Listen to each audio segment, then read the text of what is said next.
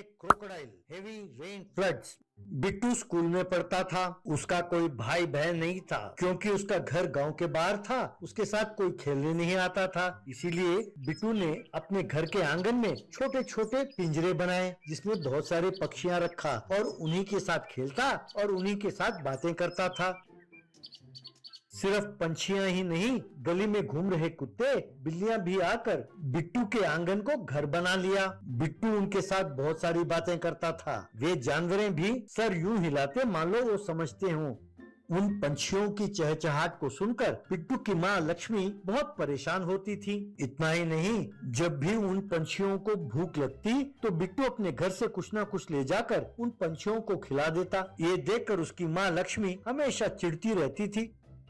पर बिट्टू के पिताजी ये कहते, भाई इसने तो अच्छे दोस्त बनाए हैं। ये पंछियां बहुत अच्छे हैं। कम से कम लोगों की तरह हर मिनट बात तो नहीं बदलते ना।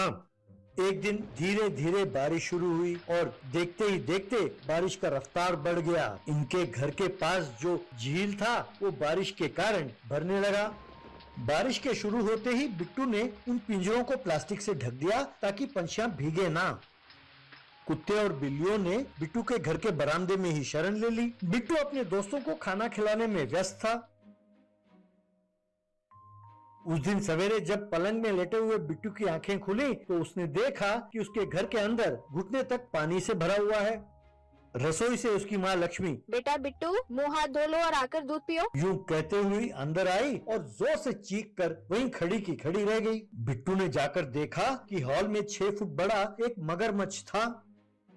बिना डरे बिट्टू ने एक डंडा उठाया और उस मगरमच्छ को भगाने की कोशिश करने लगा, लेकिन वो मगरमच्छ बिना हिले डुले वहीं खड़ी थी। धीरे से बिट्टू उसके पास गया और उसके ऊपर हाथ फेरते हुए कहने लगा, माँ लगता है ये मगरमच्छ थका हुआ है, पता नहीं कितने दूर से चल कर आया है। पिताजी जो कैंप में गए उनके लौटने में 2 दिन लगेंगे। ये सोचकर तुमने जो मटन बिरयानी बनाकर फ्रिज में रखा है ना माँ, पिताजी ने कल रात को फोन करके कहा था कि उन्हें लौटने में और 10 दिन लगेंगे। कहकर उसने फ्रिज का दरवाजा खोला और मटन बिरयानी निकालकर उस मगरमच्छ के सामने डाला।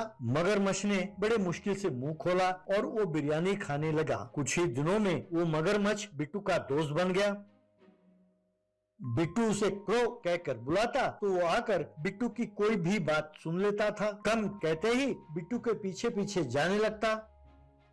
बिट्टू के पालतू कुत्ते और बिल्लियां भी मगरमच्छ के पीठ पर बैठकर सवारी करने लगे। ये सब देखकर लक्ष्मी को बहुत गुस्सा आया।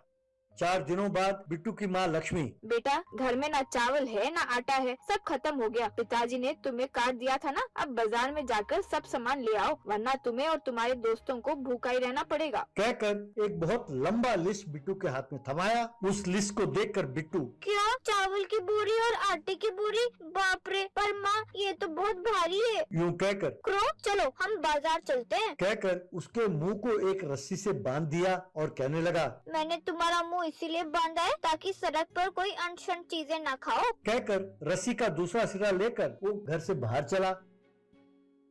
बाजार के पहले ही दुकान में सब सामान लेकर उसने क्रो के पीठ में लादा और फिर वो वापस लौटने लगा तो कुछ लोगों ने जोर से चिल्लाया और उस मगरमच्छ को डंडे से मारने के लिए दौड़ते हुए आए। तब बिट्टू, अरे ना ना आप इसे ना मारो, ये बहुत अच्छा है, ये मेरा दोस्त है कहकर चिल्लाने लगा। पर उन लोगों ने इसकी एक ना सुनी और डंडे से उस मगरमच्छ को मारने लगे। तब बिट्टू ने मगरमच्छ के मुंह से रस्सी खोला और कहा, क्रो गो अटैक देम।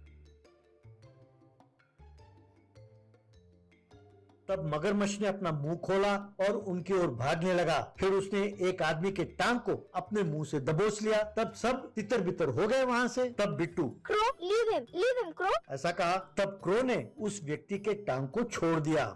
थोड़ी देर बाद बिट्टू के घर के बाहर एक पुलिस वैन और चिड़ियाघर से एक गाड़ी आकर रुकी। एक इंस्पेक्टर आया और कहने लगा, बिट्टू तुम्हारे और तुम्हारे मगरमच्छ के खिलाफ हमारे पास कंप्लेंट आया है। ये सब चिड़ियाघर में काम करते हैं। तुम्हारे पालतू मगरमच्छ को ये ले जाएंगे। तब बिट्टू, पर सर क्रो बहुत अच्छा है, ये किसी का कोई नुकसान नहीं करेगा सर, तो फिर इसे क्यों ले जाना चाहते हैं सर?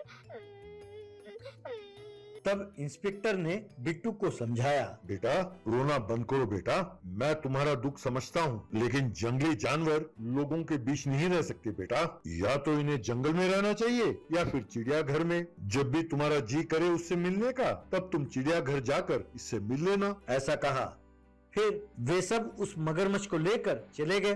तब से जब भी उसे मगरमच्छ देखना होता तो बिट्टू चिड़ियाघर जाकर उससे मिलता।